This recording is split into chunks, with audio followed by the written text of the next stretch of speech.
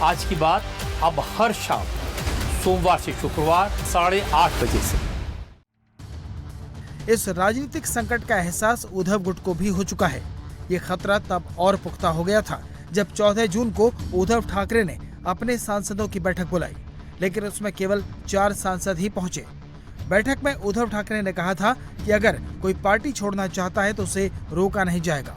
और अब दिल्ली में बैठक से पहले उद्धव गुट के तेज तर्रार प्रवक्ता संजय राउत ने बेहद गंभीर आरोप लगाते हुए सोशल मीडिया पर पोस्ट किया है। इस पोस्ट में संजय राउत ने लिखा है, अपना सपना मनी मनी। ये हैरान करने वाली और घिनौनी बात है कि महाराष्ट्र के सांसदों को पाला बदलने के लिए आज रात हर एक को 15 करोड़ की पेशकश करने की खबरें आ रही हैं। ये पोस्ट करने वाले वही संजय राउत हैं जो 4 दिन पहले कह रहे थे कि जो भी होगा देख लेंगे। ऑपरेशन टाइगर की बात हो रही थी सर। ऑपरेशन टाइगर क्या वाकई ऑपरेशन टाइगर? हजारों टाइगर यहाँ खड़े हैं, कोई एमपी एमएलए की क्या बात कर रहे हो भाई? सर साथ ही ये एमपी एमएलए की क्या बात कर रहे हो? सर ऑपरेशन टाइगर आप कह रहे हो कौन करेगा ऑपरेशन टाइगर? क्या होता है ये? क्या होता कौन है? हाँ, ऑपरेशन टाइगर कुछ भी बोलते हो। एकनाथ जी लगातार बात अरे बोलने दो करने दो, जो करना है करने दो, देख लेंगे। उद्धव गुट में सांसदों की टूट की खबरों के बीच मुंबई से दिल्ली तक हलचल है। उद्धव गुट सक्रिय हो गया है, ठीक ममता बनर्जी वाला फॉर्मूला अपनाया जा रहा है। उद्धव गुट के सांसद अरविंद सावंत ने लोकसभा स्पीकर को 4 पेज की चिट्ठी लिखी है। इस चिट्ठी का मजमून लंबा चौड़ा है।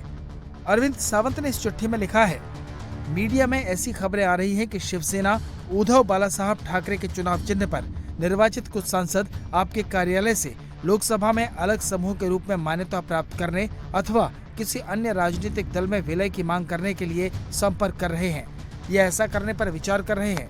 चूंकि ऐसी खबरें राजनीतिक दलों और विधायी दलों से संबंधित संवैधानिक व्यवस्था से सीधे जुड़ी हैं, इसलिए मैं पार्टी का आधिकारिक पक्ष रिकॉर्ड पर रखना और विनम्रता पूर्वक अनुरोध करना आवश्यक समझता हूं कि ऐसे किसी भी दावे पर विचार न किया जाए। संसद में केवल शिवसेना उद्धव बालासाहब ठाकरे को ही अधिकृत राजनीतिक दल के रूप में मान्यता दी जाए। यदि किसी अन्य गुट द्वारा मान्यता या विशेष दर्जे की मांग की जाती है तो उस पर कोई निर्णय लेने से पहले शिवसेना उद्धव बालासाहब ठाकरे को अपना पक्ष रखने का अवसर दिया जाए। पार्टी संविधान की 10वीं अनुसूची दल बदल विरोधी कानून के तहत उपलब्ध कानूनी प्रावधानों का उपयोग करने का अधिकार सुरक्षित रखती है। उद्धव गुट के नेता इस ऑपरेशन के लिए बीजेपी को जिम्मेदार ठहरा रहे हैं। बीजेपी ने टेक्निकली खुद को दूर रखा है, लेकिन वो इसका समर्थन खुलेआम कर रही है। नहीं, टाइगर तो टाइगर के पास ही जाएंगे भैया। वो ऐसे लोगों के साथ क्यों रहेंगे जिन्होंने अपने विचारों को छोड़कर कांग्रेस के साथ दोस्ती की।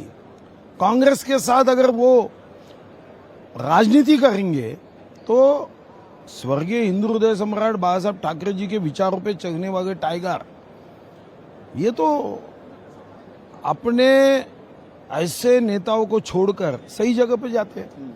अगर विभीषण रावण की लंका को समाप्त करने के लिए अच्छा काम कर रहा है तो मैं समझता हूँ कि इसमें बुराई क्या है। वो अच्छा काम नहीं कर रहे क्या?